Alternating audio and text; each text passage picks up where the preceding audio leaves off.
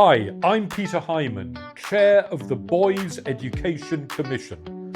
Welcome to Boy Talk, a series of honest conversations with fascinating people about the challenges facing boys and young men. Today I'm speaking to Stuart Manifould. Stuart's been a teacher, a head of department and assistant head, working in schools around Manchester. He's also worked for the FA for several years and is now Chief Executive of the Dome Youth Zone in Crewe. So he's seen boys in school and outside of school, and he's also the father of 3 boys himself. So he has a great perspective on the challenges facing boys. So welcome, Stuart. Good afternoon, but yeah, good to join you. Thanks for that intro. It makes me sound far more experienced than I probably am, but it's definitely on the boys' side. Yeah, got plenty in the tank there. No, that's great. So let me start by asking you what kind of boy you were growing up. A cheeky one. Yeah, I was. I suppose everyone who knows me when I was a child would say I was definitely cheeky. Definitely wanted to push boundaries where I could think I could get away with it. But I enjoyed school, but I think academically I had to work really hard for any kind of success. And I think that because I had, particularly in secondary school, because I had lots of really trusted adults around me and really good male role models, I think that really helped, and I sort of thrived in that environment. But certainly wasn't easy when I was in school. Yeah, good. Well, we've got a little bit of a picture of you growing up, because then you went on to become a teacher. So tell me what that was like. What was it like for you being a teacher? What did you learn? What did you learn in particular about boys? Tell us a little bit about that. Yeah, I mean, I think when I finished school and before I even went to university, I was in that sort of bracket that a lot of young boys are still in now, where they don't really know what they wanted to do, and I didn't really know what I wanted to do either. I was kind of looking at different careers and thinking, would that suit me? Would it not? And it was only because of my experience in secondary school, where I did have those really positive male teachers and male role models, that I thought, you know what, I'd quite fancy this. And it was almost, and my mum was a teacher as well. She was a primary school teacher. And so I suppose it was inbuilt in me somewhere, but I never really knew that's what I wanted to do. And when finishing university, I had a love of sport as well, which I'm sure you're fully aware of, and which kind of cascaded through my career. I never really got away from sport, and I technically haven't got away from it now either. But I think when you combine those together, and I thought, well, actually, do you know what? I think I could do a job in education. I could try and work with young people and create those ambitions and work with them more closely. Got into teaching that way for a secondary school. My first teaching job was in a really deprived area of Manchester, and I worked there for a number of years before sort of progressing to other areas of education. But that really did ground me into. Tell us what it was like being a PE teacher in those days in Manchester. What did you face? What were the boys like? Tell us about it. Best days ever, right? A real challenge, and no day was the same. Really, really tough area of young, particularly boys in that area, and it was in Wythenshawe, which is one of the most deprived areas of Manchester, and probably one of the most deprived areas in the country. And you know what? There was such a lack of ambition amongst those boys who, on a weekend, there was no sense of belonging, no sense of, get up and do things, and a drive to sort of go outside of Manchester. They were always stuck in their town and never really wanted to go away from that. But you know what? There was such a passion for sport and a passion for, Manchester's a hotbed for football, as you know. City and United, we work very closely with both clubs. And there was what we actually wanted to do was create more opportunities for them to do things outside of school. And none of them had. We created a rugby club within the school. It became a really big phenomenon. Hundreds of people signed up to play, and we won awards because of it. And it was all down to the fact that we wanted them to do things at weekends rather than go out and cause trouble and get involved with people that they shouldn't and do things they shouldn't. And they were well up for it. Young people are well up for trying new things. We've got to provide the opportunities, and I think this commission's got the opportunity to do that, to try and find new pathways and new ways of doing things. Because back then and even now, I still speak to some of those boys that I taught 10, 12 years ago. And it's great to see they're progressing, but it was only because we gave them those opportunities to do new things and try new opportunities and things that they've managed to go ahead and do that. I think we've got a duty as adults and those shaping the next generation. We've got an opportunity to do that, and I think we this commission is part of the answer to that. And tell me a bit more about sport and boys. What is the particular connection? What is it that sport does for some boys? Obviously, not all of them. Yeah, I think it's coming back to that again. That it's a sense of belonging. They feel like they belong to something. If they're a member of a team, whether it be football, rugby, even golf, tennis, whatever it is, whatever they play, whatever their passion is, basketball, handball, whatever it is, they feel a sense of belonging. And we're seeing that right now with the World Cup. The World Cup is such a perfect example of the entire country at the moment has a sense of belonging. We all follow the same team. We're all annoyed at the same referee, and we're all annoyed at the same mistakes. But we're all passionate about the same team trying to do one thing. And I think sport brings that out in young people more than it does in any other walk of life. I think they. That sort of pride and competition, right? Boys love competition. They love competing. My three are no different. They compete for literally everything, whether that's the right toothbrush in the morning, or whether it's fighting with their mates in a football tournament on a Saturday. They want to win, and they want to be competitive. And I think a really healthy competition is really good for boys, and whether that's in a sporting sense or in any other sense, they love to compete. It's just nature. And I think are schools less good at that? Have we watered down competition in schools? I think we have. Are we scared of competition a bit in schools? I think we are, yeah. And I think particularly the transition between primary and secondary. I think in primary school we've almost lost that sense of competition entirely. I was at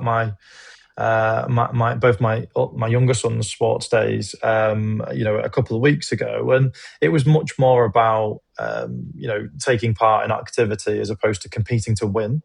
And there's definitely a place for that. Look, competition isn't for every single person, is it? But from a sporting sense, and as a PE teacher, a little bit of me died inside when I was looking at some of these activities the kids were doing. And I was thinking, come on, this is your opportunity. You've got some really tough, challenging boys in this class, actually, and who would love and they would thrive off a really competitive environment. And actually, I think sometimes in education we miss a trick to give praise to some of those boys who, they might not get any praise in an academic sense, and they might be being challenging, but actually on the sports pitch, that might be where they thrive, or it might be in the drama studio or a music room, whatever it is that's creative, and that they have that sense of achievement, and we're almost taking that away from them.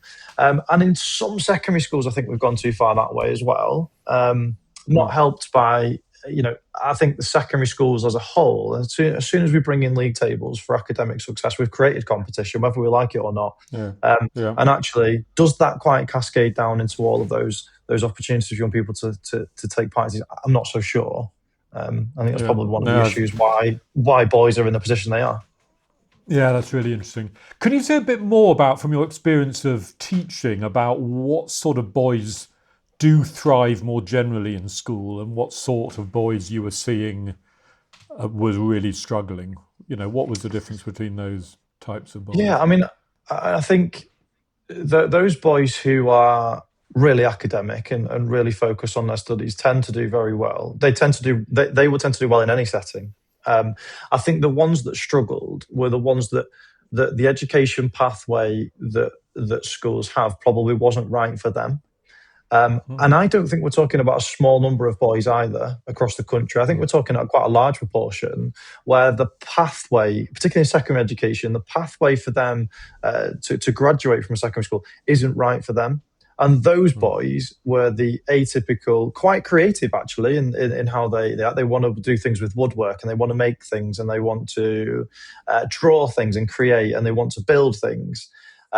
They might be really active on the sports field, but then their ability in sport isn't weighted in their academic achievement or attainment. GCSE PE is not seen anywhere near as valuable as GCSE maths. Some might say quite rightly.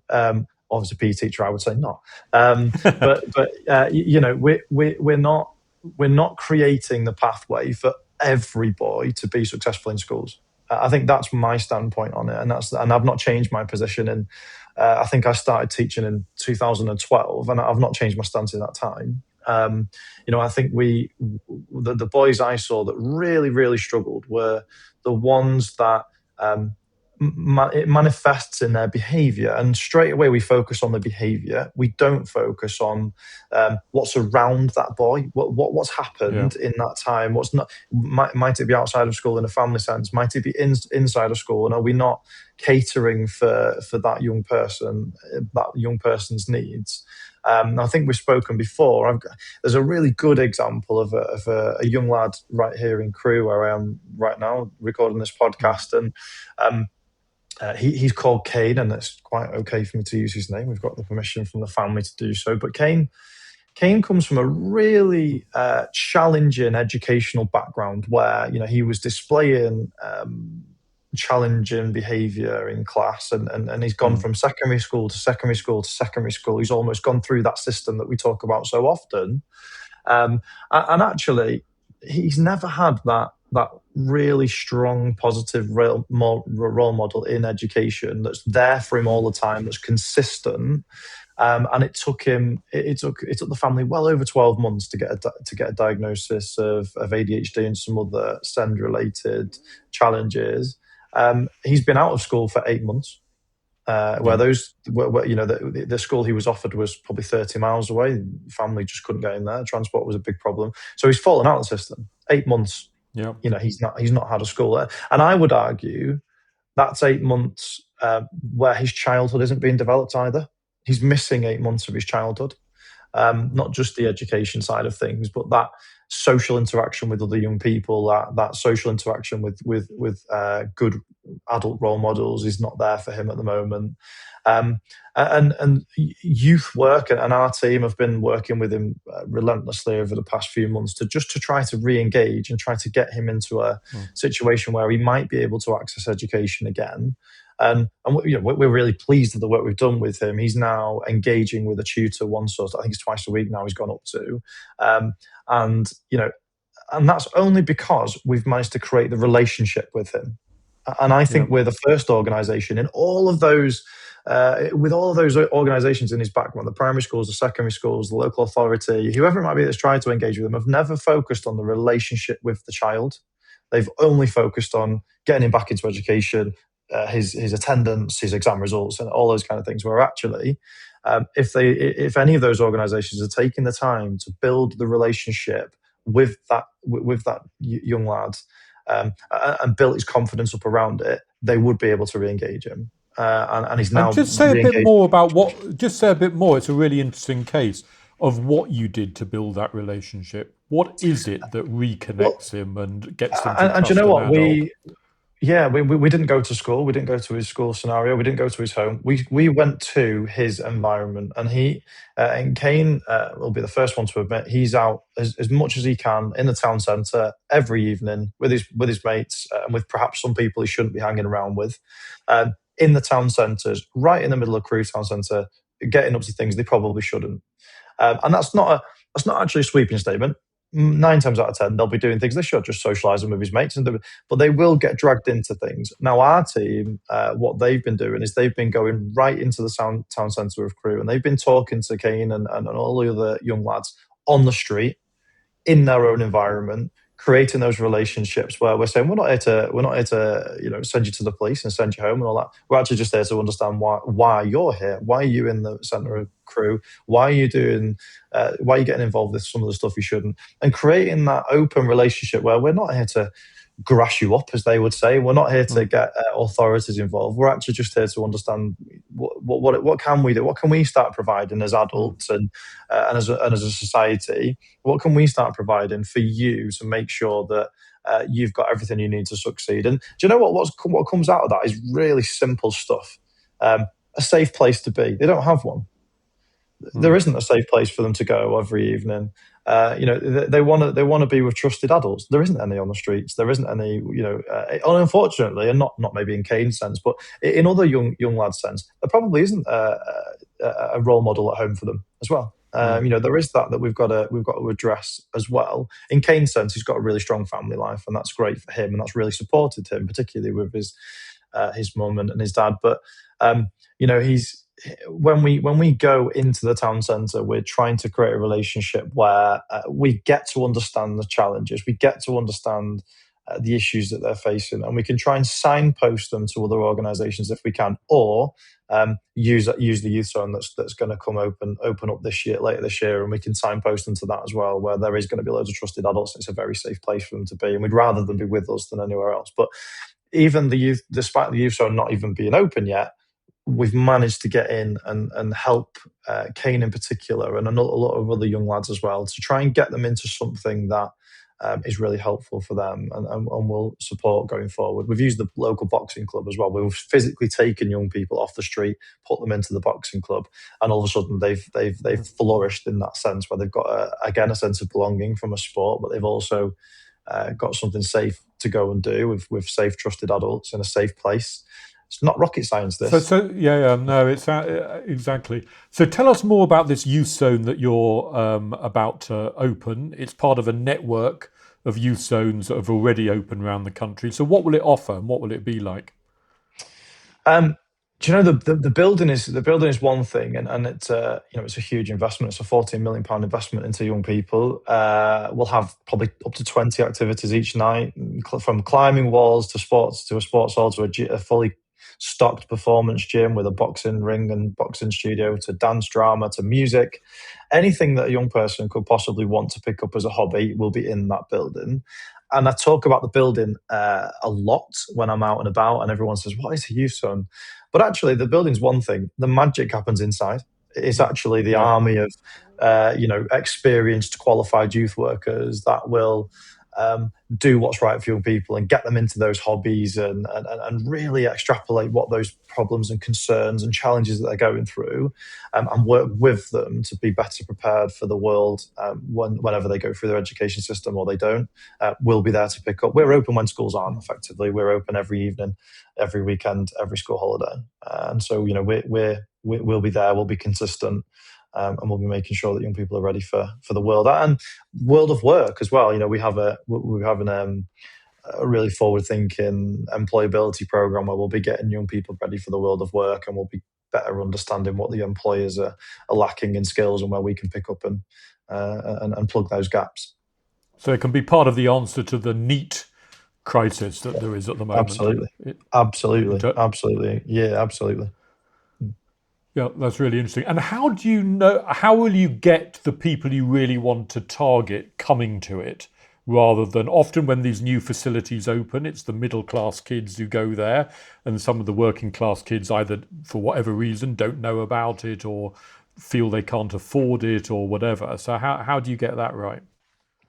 Do you know, it's one of the biggest issues we've come into contact with in terms of our own management team, our internal team here, our trustees. It's one of the biggest topics we've discussed. How do we get those young people that really do need to be in our youth zone?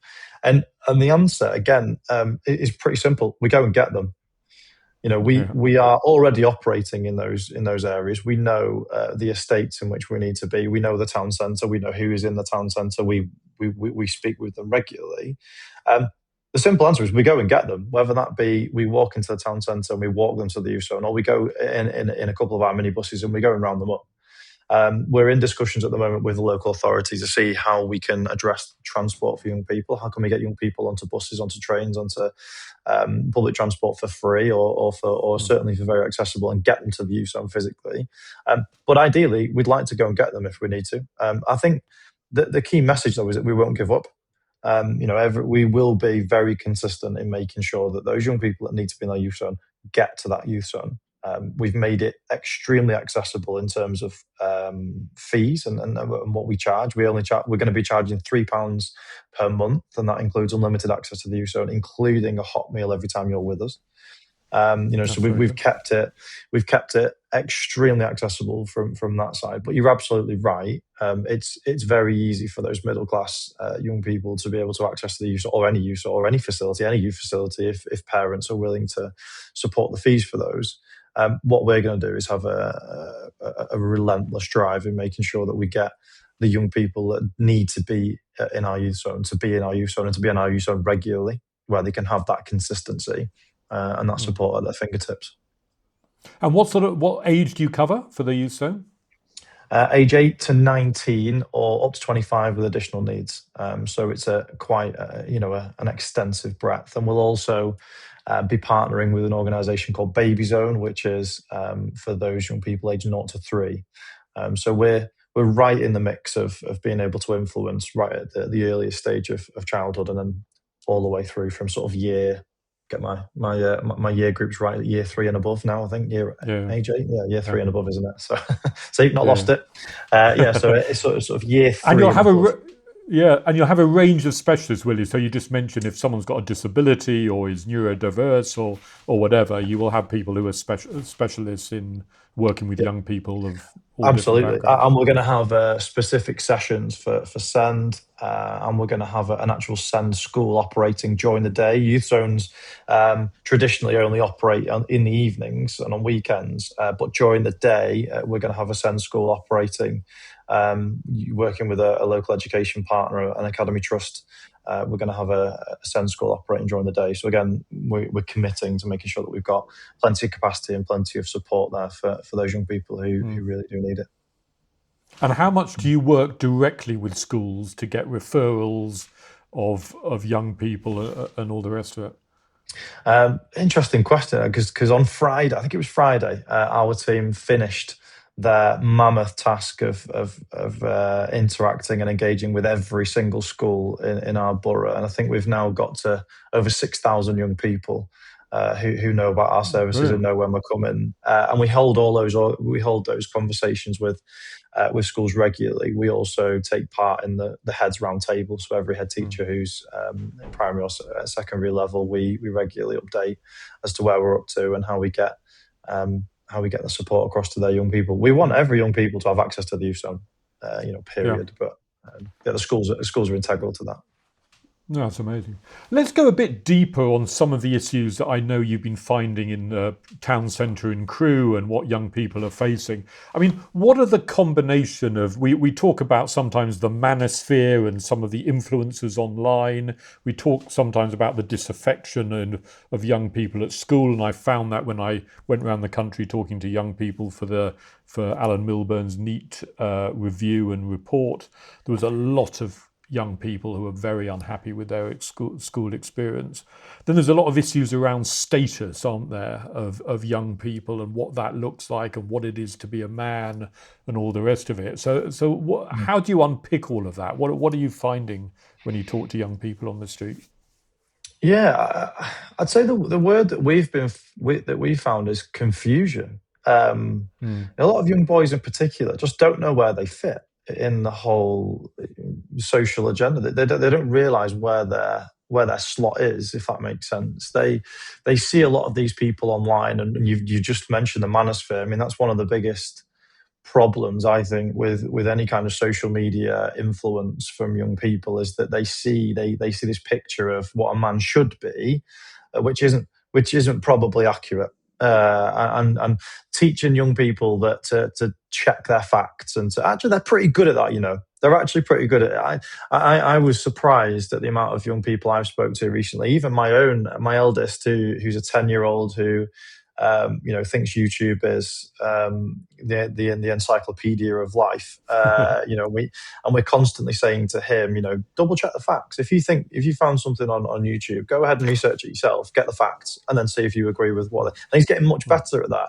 And I've been surprised actually when you do speak to young lads on the streets, how they do see sometimes that actually this guy's telling me that I need to have all these massive big muscles if I'm going to be a man. I actually know, there's lots of different ways of being, in inverted commas, masculine.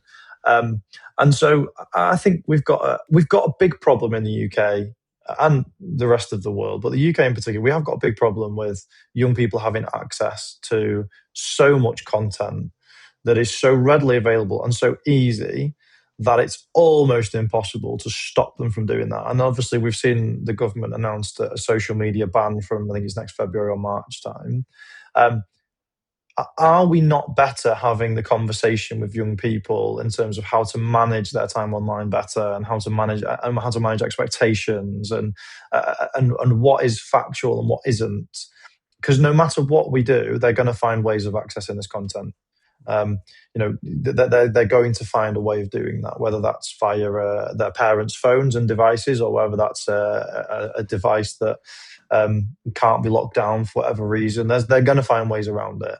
And are we not better putting that effort and that time into finding ways to educate young people on what they perceive is the right way of being a man, and what actually is the best way to be a man? And that could be helped by the role models in which they face. I've long time said that I don't think boys in particular have a lack of role models. They have a lack of good role models. And I think that's again a debate. What do you think they're learning? Yeah, what do you think they're learning from some of these less good role models online, and how can you actually hear them when they talk to you about it, being influenced by those sort of people? Yeah, absolutely. I've seen young boys still referring to women in derogatory terms. I've seen, the ridiculous assertions they use about women needing to be in the kitchen, and all those kind of phrases they still come out with, and they're hearing that and seeing that on these YouTube videos by these influencers.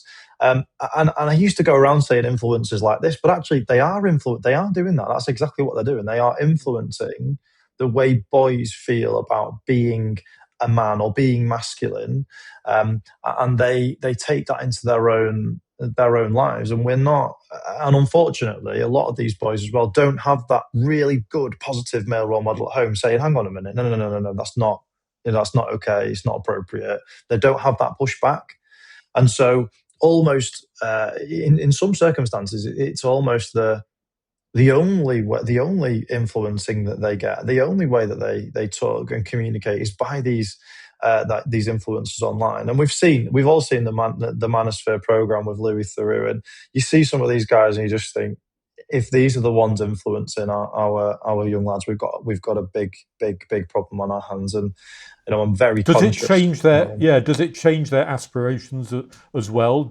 in terms of what they want to do or be when they're older? Yeah, I think it does. I think it absolutely does. I mean, you saw some of the young people on that Manosphere program almost idolizing these people and hanging off their every word. And that is. Are you seeing that on the streets in Crewe? Are you seeing that as well? Yeah, absolutely. Yeah, absolutely. The young people that we interact with are having they're displaying all of these things that I've just talked about, particularly about being really derogatory towards women and girls, and they're seeing this as they objectify women almost in some respects. And I think, and there's been lots of debate recently over the past few years of how we can better protect women and girls. I think one of the best ways we can protect women and girls is educating boys properly. And ensuring they've got the right role models and they've got the right practices and processes in place to help them understand how to be a good person and how to be a really strong male influence in society, as opposed to just eating and being a sponge to whatever it is that's coming in from the YouTube world, which, as we know and as evidenced, is not how we need to be educating our young boys, particularly in this day and age when that content is so easily accessible. But banning social media is one thing, but they're still going to find these things.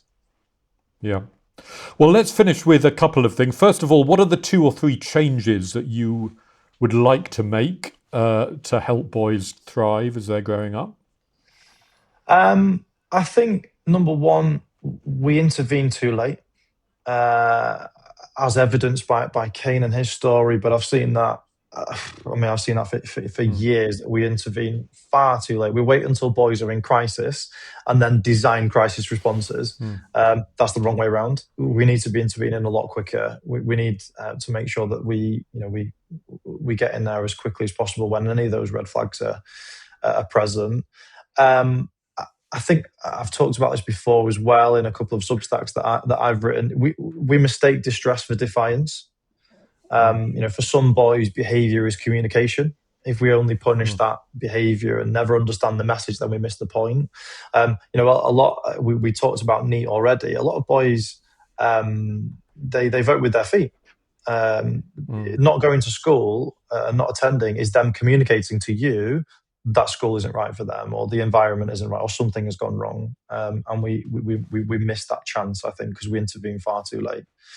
And families are made to fight, and we've seen, our team have discussed this plenty of times with lots of young people, particularly Kane in his circumstances.